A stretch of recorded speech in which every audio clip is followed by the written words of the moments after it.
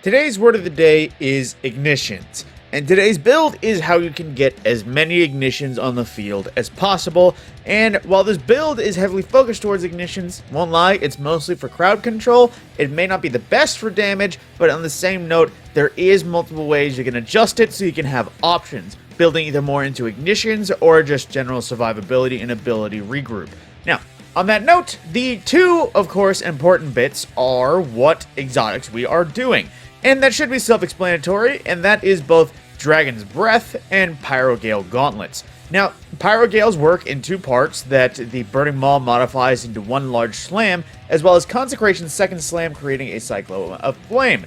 Now, on that note, this is also not exactly required. I just like this because it really helps buff Consecration, which might be a big part of this build. You could swap for Hollow Fire Heart, as it is more Sunspot, which do apply Scorch.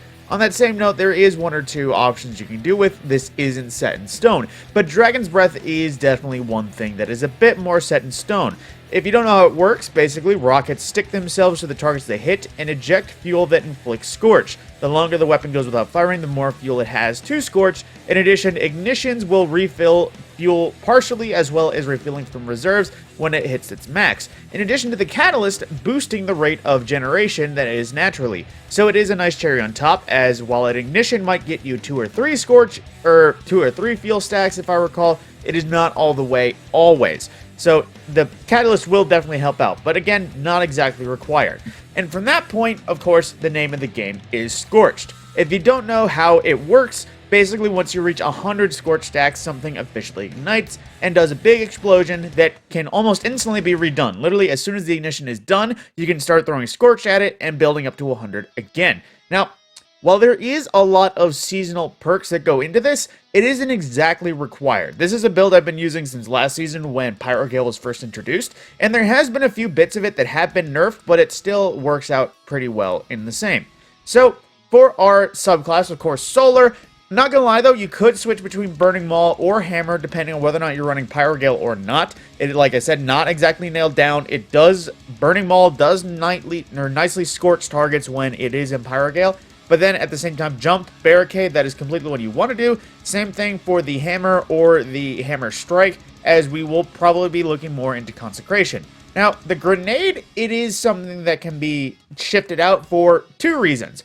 Would you prefer more ability energy? And at that point, I would say Solar Grenade, and pairing it with the arm mod that is Momentum Transfer. Again, this did just get a nerf, so it isn't exactly putting out as much, but basically, the more damage over time stuff, it generates more melee damage or reduces more melee cooldown than average, just because every tick of damage counts as grenade damage, and from that point it would generate that. So if you want to equip Momentum Transfer and have a good emergency backup for generating your melee, I would definitely recommend that. Aside from that, I would definitely go Incendiary Grenade, just because this is the largest source of Scorch in the game for a grenade. Basically, if you throw this and then scorch them almost in any other minimal way, they'll practically be igniting already. It's heavily scorching to the point where anything else, any other source of scorch could usually get it.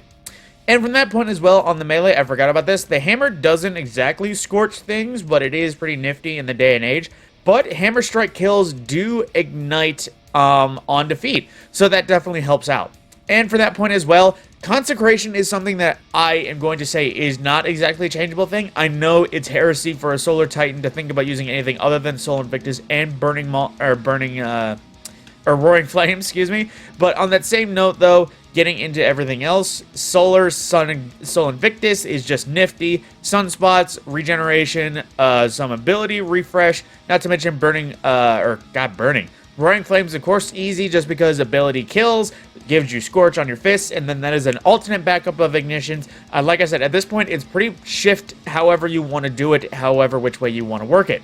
Getting into our fragments, this is a lot of parts that are switch and by stun preference.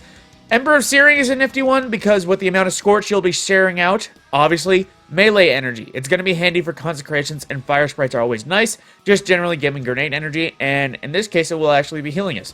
Then Ember of Wonder. Ever since they nerfed heavy-handed and everything else to have a cooldown and orb generation, this almost became a little bit more required, because while you don't see this happening often, when you build into ignitions, you actually make a lot of these. There is a 4-second cooldown on the trigger, but if you actually get this going, you make 2 orbs for 1 consecration kill. When you pair it with heavy-handed, that gives you an orb on the melee damage kill. You'll get 2 orbs at once, and in some cases, you can get full armor charge just from 1 action.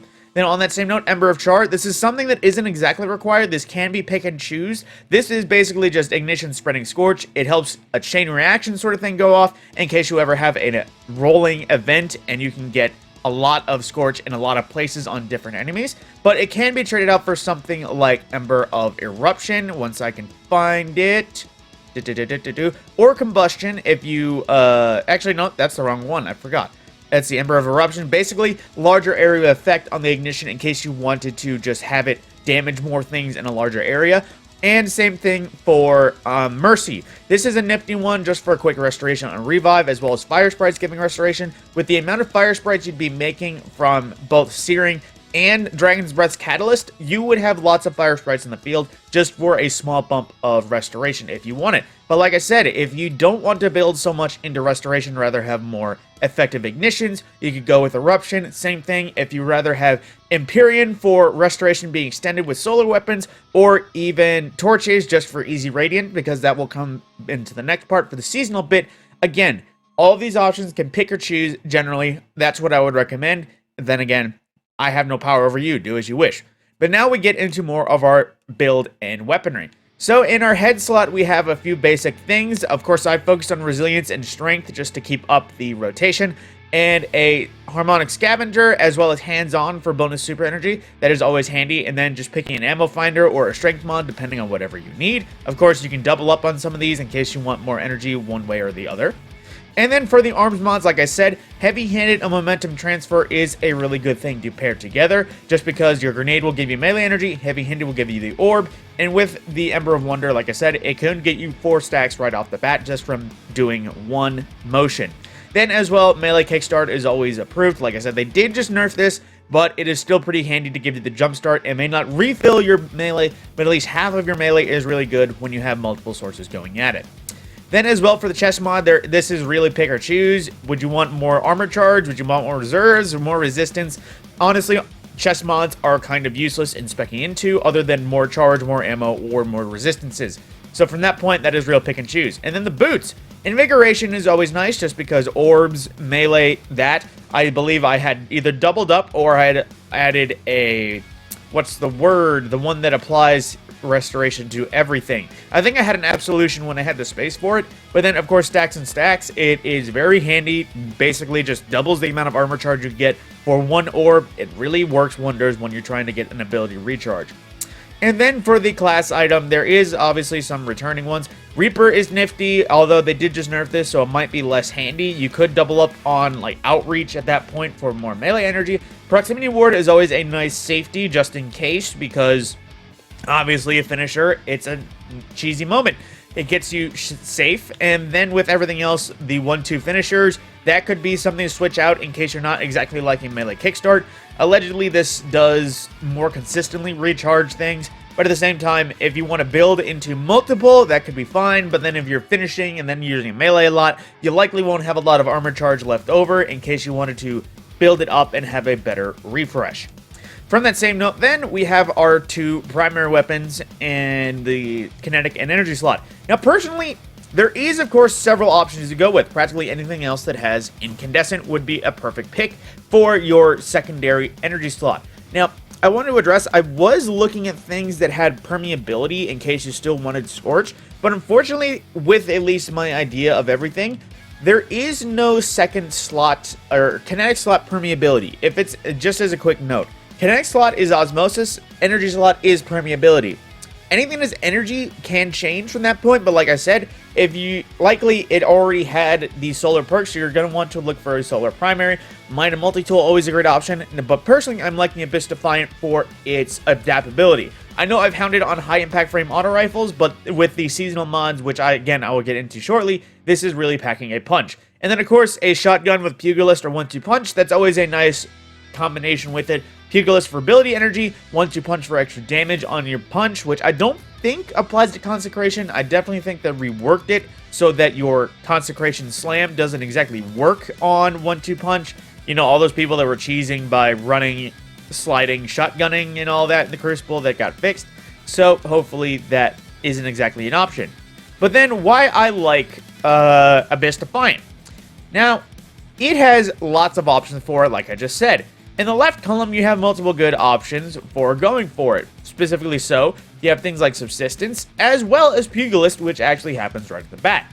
Like I said, Pugilist for ability recharge. If you're slaying out with your melee, and you need energy, and you somehow don't have a charge, throw a Pugilist on, kill a few low tier adds. Next thing you know, you'll have your ability back up. Subsistence, in case you just want to, keep going through targets. Subsistence is Subsistence. It's an automatic refill. It is practically the thing always required for crowd control.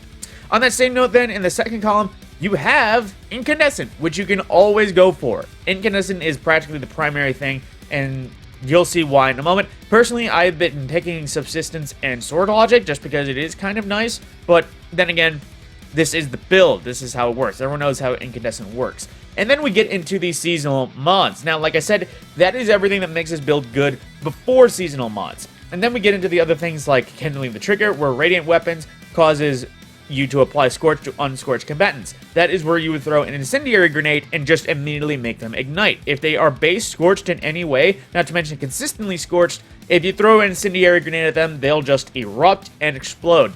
Then, as well, there's Flint Striker, which makes it really easy to get Radiant on things that requires you not to require them.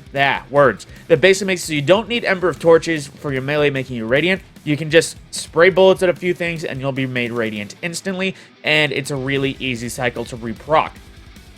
Then getting onto everything, of course, Heart of the Flame. That is a nice addition in case you are having a bunch of solar people, extra Radiant and everything, as well as Revitalizing Blast for solar abilities weakening targets. That's always just a nice thing to put on top. And I will admit as well, Overload Rocket Launcher on Dragon's Breath specifically is really working good. Now, I don't know if they reworked it so the first rocket of any rocket will both apply big damage and stun the Overload, but Dragon's Breath is really working well because as soon as it sticks, it triggers the Overload, and all of the fuel, all of the ignitions that happen after that are fully in play when it comes to the stunned Overload champion. So Overload Rocket specifically on Dragon's Breath is actually working out really well. Not to mention, you can also pair it with Argent Ordnance, which is always nice, but if you're doing something solo content, obviously, working with Solo Operative, always an option. But then lastly, of course, there is Raise Up Precision, while Radiant Solar Precision Final Blows cause combatants to ignite. Obvious thing there. Now, like I said, though, with the Radiant, you have lots of ways to get Radiant through the artifact. You don't require Ember of Torches. You could just kind of vibe with how the artifact works, but when the artifact, of course, does end, then you're likely going to want to throw it back on Ember of Torches so you can get an easy Radiant, but even still then, that doesn't apply much without the artifact. So, on that note, that is my Ignite the World build. There is lots of ways you can deal with Scorch, but that is some of the ways to just regularly rotate and do everything. With that, my name is Matt Scorpion, I will see you in the next video.